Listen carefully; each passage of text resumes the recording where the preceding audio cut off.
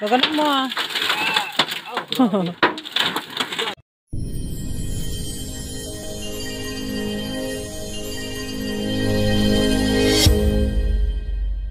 So, ayun mga kabro, mayroon tayo kanina scrap na mga yero. Ngayon, itatali po natin para hindi mahirap pagka ikarga sa truck kasi nakatali na. Saka nakakilo na po ito. Para hindi na magalaw yung kilo, hindi ka tayo magkikilo ulit. So, samahan na kami mga bro. Sama-sama na naman po tayo hanggang buwan.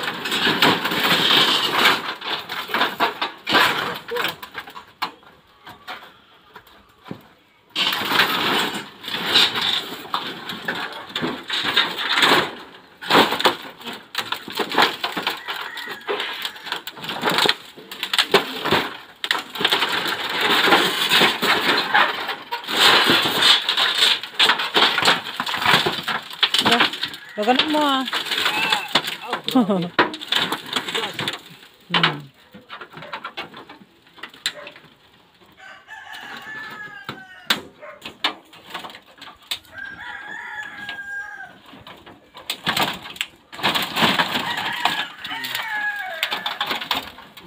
Hindi pa gitna yung ginawa mo ha.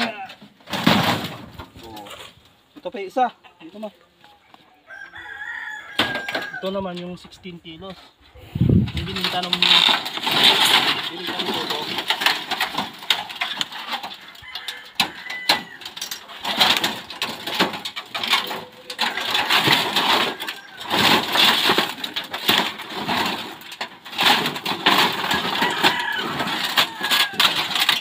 Paano?